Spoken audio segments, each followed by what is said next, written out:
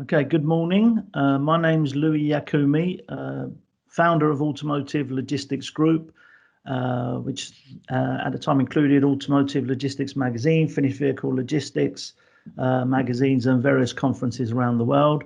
Now working independently as director of LConnect, and I'm very pleased to have the opportunity to interview Martin Corner from Volvo Cars.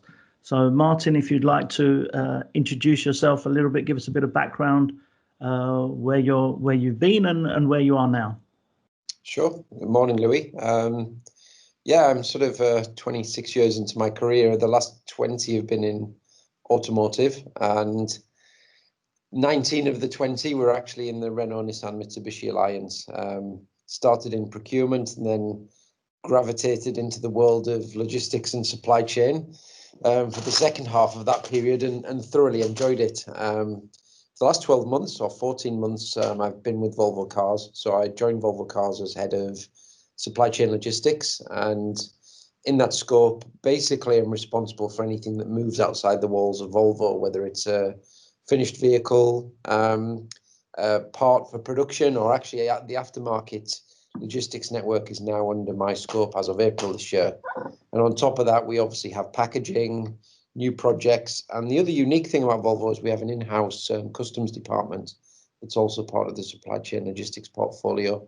So we're sort of working on two axes. We've got quite a heavy in-house operations function, which is a heritage of when Volvo insourced their logistics about 8 years ago from the VLC company. And on top of that, we're trying to gravitate towards becoming a more strategic supply chain logistics function focused on strategic partnerships in the network design, real end-to-end cost and solution focused. So that's the journey we're on in the company here now. Okay, and just to clarify, it's Volvo Cars as opposed to Volvo Trucks. Is that separate? Yes, yeah. I keep forgetting to make that distinction.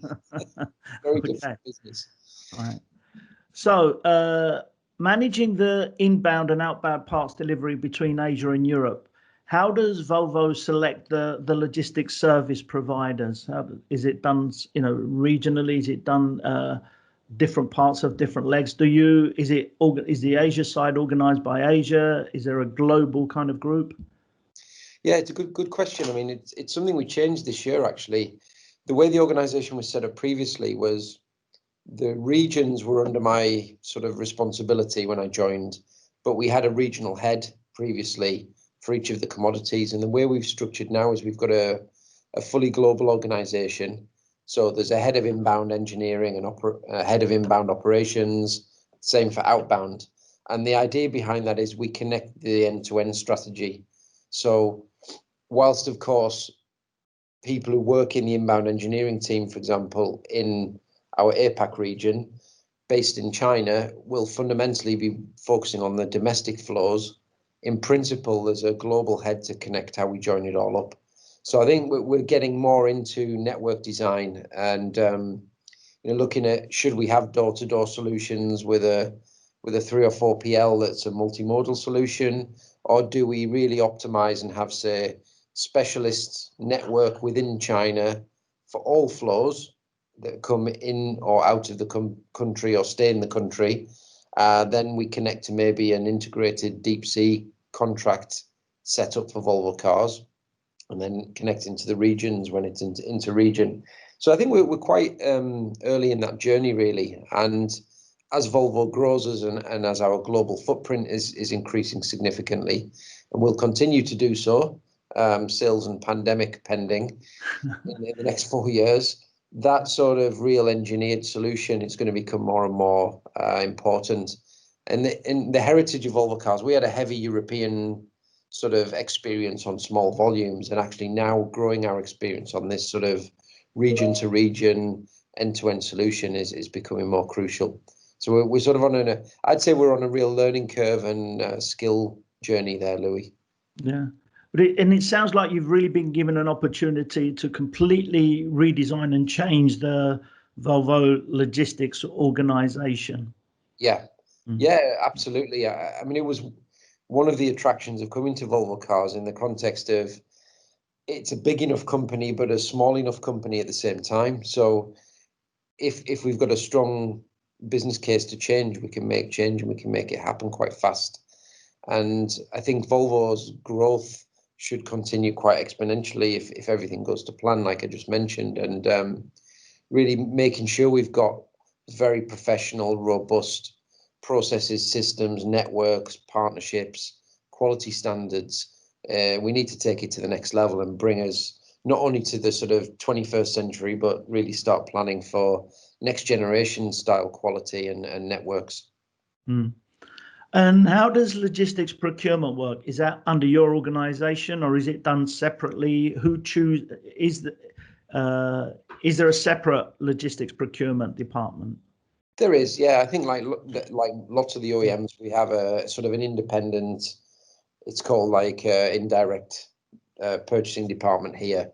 And they work hand in hand with us. But I think the important part is in the rest of the business, purchasing is the budget holder for parts and materials.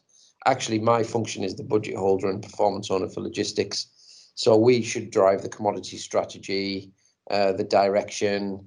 Obviously, we're in charge of the service level agreements and the specifications. And the IDP team sort of independently support us with the negotiation, the contract setup. So I think from a governance perspective, it's quite a strong relationship, but we work very much hand in hand and there's a strong overlap in the RFQs. Good. And Volvo, you've got aims to become, very strongly hybrid and electric in the future. And the Scandinavian countries are also well known for their environmental concerns. How much has environmental considerations driven change within the logistics, Volvo logistics function? Yeah, it's right at the top of our agenda.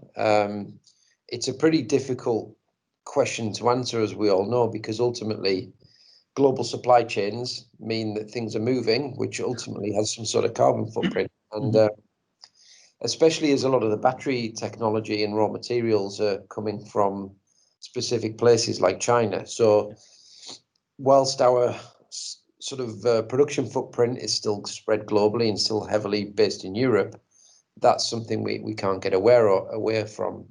I mean, to reverse it back a little bit, Volvo's got very high aspirations to be carbon neutral as a company by 2040. A big part of that will come from the tailpipe of the vehicle. From a supply chain perspective, the question is, how creative can we be with alternative fuel types, new style of technology in terms of the infrastructure in logistics. I know there's sort of pilots now in terms of ro-ro vessels that are powered by wind and sails. It's like reversing back a little bit of it's sort of super technology, but going back to old-fashioned methods in a way. Biofuels, all this sort of thing. Of course, we're exploring those elements, but I mean, in simple terms, the way of reducing the carbon footprint of the supply chain is sourcing where you build and selling where you build also. So that's a big challenge, because then, of course, we know from an end-to-end cost perspective, buying power and tooling for parts and materials is a big part of why most OEMs have a global supply chain, single sourcing of commodities. Yeah. So I think that's a real paradigm the automotive industry's got today of how do we somehow balance that cost investment element with setting up a global network, which is more, let's call it eco-friendly, with less miles traveled and closer to the source of production and sales. Yeah. And as car makers, Volvo very much included, move towards hybrid and electric models, how could this change global supply chains?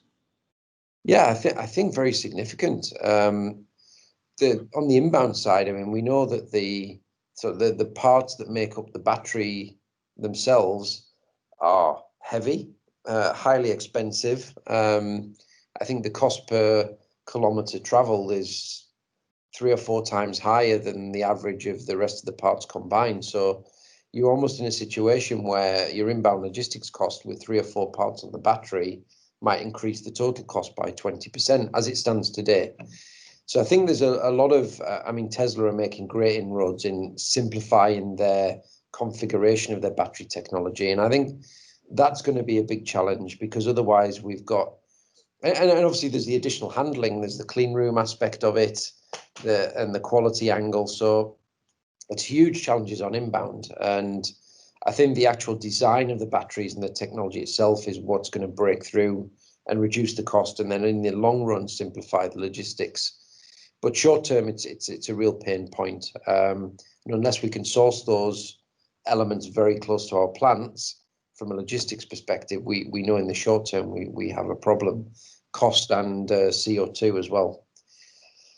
Outbound is also, I think, really interesting, because in some ways what will happen with the electric vehicles is, I think the complexity of the product offering will reduce. So instead of having hundreds of variants of sales options, that will reduce, which will be good.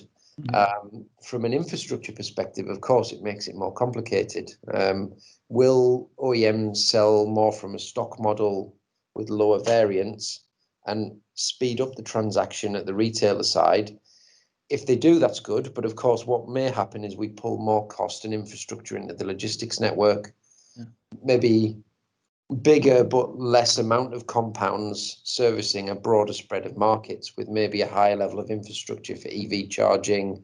Maybe some form of ready for sale facilities might come more into the strategy. So I think, again, we're at a bit of a crossroads of what's the consumer behavior going to be like with EVs? What's the sales business model? What's the relationship with the retailer going to be in the future? How do we transaction the sale point? And then how do we have a network that's set up with maybe the right cars in the right place, ready for instant delivery, but doing that in an affordable way? So I think it's brilliantly exciting times, actually, for outbound, particularly because, as we all know, consumers are changing very fast in the rest of the sectors of life, and the automotive industry is looking at itself and saying, I think we need to change, but how? Because our pipelines are pretty complex and pretty long and pretty old-fashioned, and we've been doing it the same way for decades. So how do we react to that and do it in an affordable way? It's really quite cool. Frightening and exciting in equal measure, I would say. Yeah, outbound logistics is much more complex than other industries. I hear, people talk about Apple and their supply chains, but I think you'd love to ship out little square boxes as opposed to big cars. Yeah. Yeah. And what about your relationship with Geely? How is that helping you with any expertise from China and the Chinese and Asian supply chain?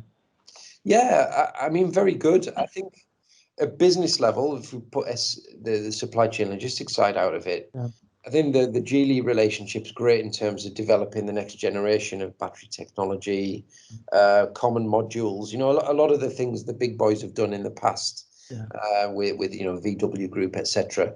So that's accelerating really fast and will be a big benefit for Volvo Cars, because the scale, the engineering resource, etc., is there. I think from a logistics perspective, at the moment, the Geely Group's heavily China orientated, or let's say Southeast Asian orientated. So we're specifically working with my counterpart in Geely, looking at optimizing the footprint in terms of cross docks or vehicle compounds or service parts warehouses, and looking at triangulation and backflows. So we've got all the sort of traditional synergy studies there. And then more strategically, some of the brands like Lynk & Co and Polestar, which are quite aggressively trying to move into sort of other regions. My team are working with Geely, and we're organising the logistics from China for those finished vehicles, for example, into the European market and into the US market. So we're really combining our resources and our respective skills between the group to optimize the logistics solutions. Yeah, good. Is technology changing the way Volvo monitors its stock movements? Not yet. Should it? Yes. I'd say we're still working on a platform that's the old platform that we inherited from VLC in a way. Yeah. I think we all recognise that if Volvo is going to increase in size again, the current way of working is not fit for purpose. We're really very much working on brute force with old style mainframe systems, TMS systems in-house. And I think that sort of transparency and agility, if we want a lean end-to-end pipeline, inbound and outbound, knowing where something is, how fast it's moving, is it going to arrive on time, and linking that to the planning system is crucial. And I think the considerations we've got to bring as well is we've decided to continue doing a lot of things in-house. A lot of the expertise is out there in the market. There's a lot of specialized systems. And I know a lot of the logistics providers are running concurrent systems and technologies, and they decide which one to use as a control tower or a planning system, dependent on the business configuration of the client. And of course, we're too rigid. If we do it in-house, we have to pick one system, we work one way. So I think my other exploration in the coming years is, what should my organization look like? What should we do in-house? What should we outsource? What expertise should come from the market? And I think systems is right in front and center of that strategy. And I'm convinced, like certainly control tower technology, track and trace, all of these things, there's real brilliance out there. And I think we just need to work with our partners to really implement the right things. Yeah. Can you see the telematics within the cars providing a lot of the information, at least for the finished vehicle logistics? Yeah, it should, without a doubt. I probably need to get a bit closer to this, if I'm being honest. But the issue, I believe, is there's some problem in terms of like almost like a GDPR style of what information is able to be shared and when. Yeah. And what allowances we allow in the telematics system, because of course when the car eventually goes to a customer, there's probably going to be some legislation that controls what we as the seller of the product can see, because there's a privacy angle coming. And if we can track exactly what the customer's doing all the time, that's an issue. But probably at the same time, there's going to be a good balance between allowing an amount of tracking once the car's in the market, so that we can offer better service to the customer while the car's in the life cycle. So I think that's a really interesting area of consideration, especially as we're going to go more into sort of subscription style services and product offerings as well. So if a car's going to go to a customer for a period of time, move around, come back, then be sold to another customer on a new subscription, then that telematics ownership is important. But to answer your question on logistics, in an ideal world for me, for outbound, if we could switch on the full capability of tracking the vehicle with the telematics, and then it maybe bits of it gets turned off before it gets handed over to the customer if there's a legal issue, that would be great. But I think we're still exploring that. And also, how does the connectivity work through the pipeline on the telematics, and will it drain the battery while the car's in the pipeline is another key point. Because that's one of the other EV challenges I didn't mention earlier right now is, you know, what level of charge do we put on an EV, and how do we hand it over to the customer, and will it move through the pipeline? Lots of companies have been having problems with that because the software is draining the battery hugely. Sorry, I digressed there quite a lot. No. And what about, we go back to the kind of supply chain and global supply chains. How do Volvo balance cost and timescales when assessing alternative supply chain routes? Yeah, another great question. It's the big challenge. Obviously, the operations, whether it's manufacturing or the sales company, want lean, and they want speed, and they want agility. And the head of the CFO doesn't want any invested capital anywhere. But of course, it's always a balance, isn't it? And I think our job is to create, with whatever volume or footprint we've got on inbound or outbound, is getting that balance between invested capital and bottom line cost ultimately. And I think we assess that in every single decision we make, a sourcing decision. And again, linking back to something else you said, we're also factoring in CO2 into our decision-making process, and we're trying to bring it to the same level as cost and invested capital, trying to being the operative word. No one's found an answer to that conundrum yet. And kind of, I don't know if this is the reverse of globalization. Have Volvo got any advice or worked on Brexit contingency planning? We did have. We had a quite clear strategy. The pandemic, I think, has thrown another huge curveball into this because, for example, if you think finished vehicles, there was a point in time where I'm sure, like many other OEMs, we were saying, okay, how should we oversupply the UK market pre the 31st of December with cars to cover, say, our Q1 sales to avoid paying duty on them? Should we go to 10% tariffs? And of course, it's still unknown whether that's going to happen. Yeah. Then, of course, we're now in a situation to say, oh, but that becomes even more dangerous in the context of if lockdowns continue further in the UK and dealerships stay closed, then we're going to stop selling cars like we did at the start of the year. And then that first risk assessment becomes an even bigger risk assessment in terms of the amount of stock we would have on the ground. And then you get into model year changes and all this sort of thing. So it's really thrown a huge curveball. So to answer your first question, yes, we had a contingency plan on both parts and finished vehicles, but the pandemic overlaid on top of it has really created an additional dilemma. I mean, we're both Englishmen, Louis, and I think the fact that it's now almost mid-November and there's not many weeks left and there's still no idea for business what the deal's going to be. It's without being too political, it's quite criminal from a business perspective that we're still in the dark, actually. So the plans remain fluid is probably the real answer. We're trying to make a balanced contingency of what we should move, what we should over plan, but it's really challenging and we're almost at crunch point on a lead time perspective. Yeah, and the fluid is the issue because I think people have they had contingency plans? Absolutely, probably 4 or 5 over this period of time. We're ready for the first one, then we're ready for the second one, etc., etc. Absolutely. A final question is, what advice would you give a logistics service provider? How should they be changing or being ready to be the right kind of service provider for the automotive industry, for Volvo, obviously, but in general, for the automotive industry that's developing?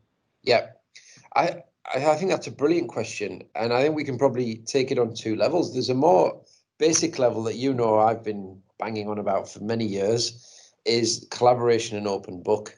And I think there's a 2-way relationship here that's gone wrong in that we've used too much RFQ style flow design. So here's a flow, this is our service level, give us a price. And then we contract for a period of time, we get locked in that. From an OEM perspective, we're creating the problem. And then I think from a service provider perspective, I think many of them are happy to stay within that problem and stick with those contracts.